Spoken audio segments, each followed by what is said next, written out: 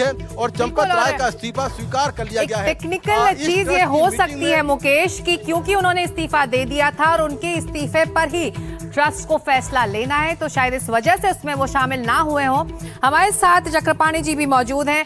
लगातार जो इस वक्त ट्रस्ट की बैठक में जो चर्चा हो रही है वो हमारे सूत्र हम तक एक खबर पहुंचा रहे हैं जो हम अपने दर्शकों को बता रहे हैं। चक्रपाणी जी, कृष्ण मोहन जी ने बैठक में बताया कि शुरुआती जांच में जब अनियमितताएं, इर्रेगुलरिटीज पाई गई, उसके बाद ट्रस्ट एक्शन में आया और उसने खुद जाकर एफआईआर दर्ज कराने को कहा, एसआईटी बनाने को कहा और जो पैसे की बरामदगी है उसमें सहयोग किया।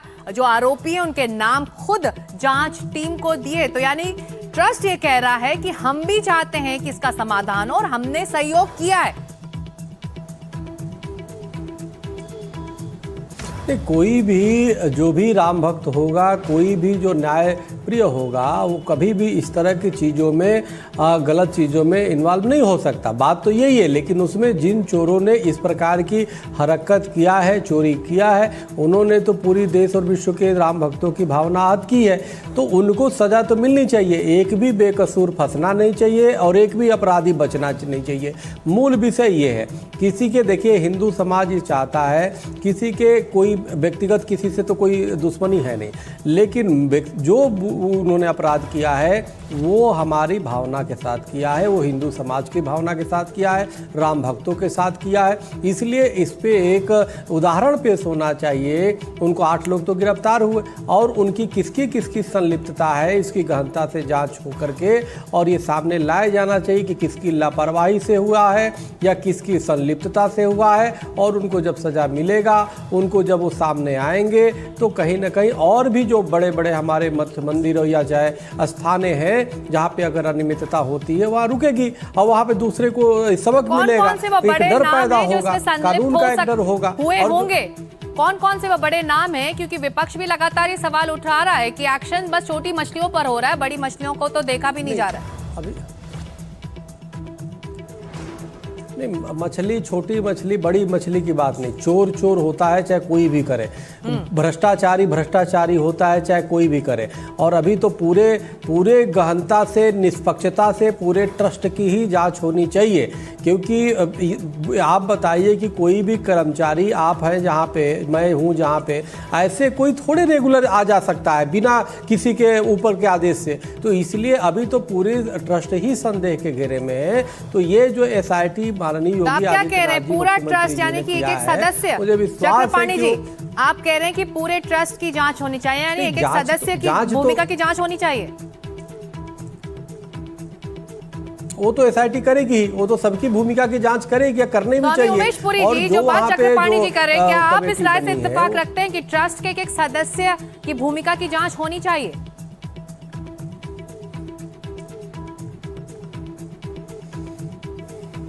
उमेश पुरी जी दोबारा प्रश्न कीजिए एक बार।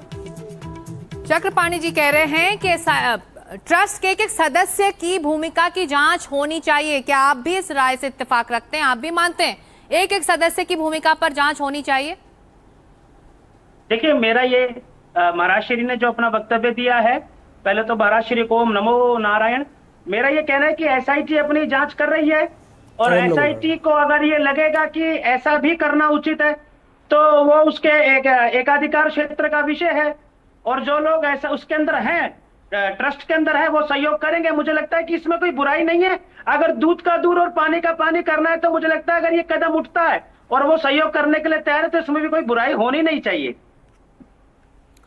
तो ट्रस्ट की भूमिका पर इस वक्त जांच होनी चाहिए, लेकिन एसआईटी के जांच के दायरे में कौन कौन लोग हैं? मुकेश, आप इस इन्वेस्टिगेशन पर करीब से नजर रखे हुए हैं। संत समाज कह रहा है कि इसका स्वरूप बदले, जिस तरह से काम कर रहा था उसकी भी जांच हो, ट्रस्ट के कामकाज के तरीकों की जांच हो। 2 लोगों के इस्तीफे पर आज ट्रस्ट की बैठक में फैसला होना है। आप इस दायरे में, एसआईटी की जांच के दायरे में कौन कौन से लोग हैं और किस दिशा में ये जांच आगे बढ़ रही है इस वक्त?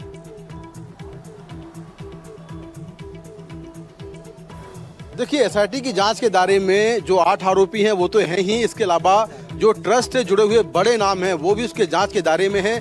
हमें एसआईटी के सूत्रों से पहले ही जानकारी मिली थी कि एसआईटी जितने भी इस ट्रस्ट में शामिल लोग हैं, खासतौर से चंपत राय, अनिल मिश्रा, गोपाल राय, इन सभी की प्रॉपर्टियों की जांच करवा रही है। मंदिर से जुड़ने से पहले इनके पास में कितनी प्रॉपर्टियां थीं और मंदिर में जुड़े रहने के बाद अब इनके पास कितनी प्रॉपर्टियां हैं, इसको लेकर जांच चल रही है। एसआईटी की जांच का जो दूसरा चरण है वो अब इन बड़े लोगों पर है कि आखिर इनकी भूमिका केवल लापरवाही तक है या फिर ये दान चोरी के मामले में शामिल हैं। अभी एक ताज़ा जानकारी निकलकर सामने आ रही है जो मैं बता दूं आपको, हमारे तमाम जो दर्शक हैं उनको बता दूं कि अयोध्या पुलिस ने आज अयोध्या पुलिस कोर्ट गई है और कोर्ट में जो 3 आरोपी हैं, अनुकल्प मिश्रा, उसका बहनोई लवकुश मिश्रा और साथ में करुणेश पांडे, इन तीनों आरोपियों की 7 दिन की पुलिस रिमांड मांगी है अयोध्या पुलिस ने कोर्ट में, जिस पर कल 12 बजे सुनवाई होगी।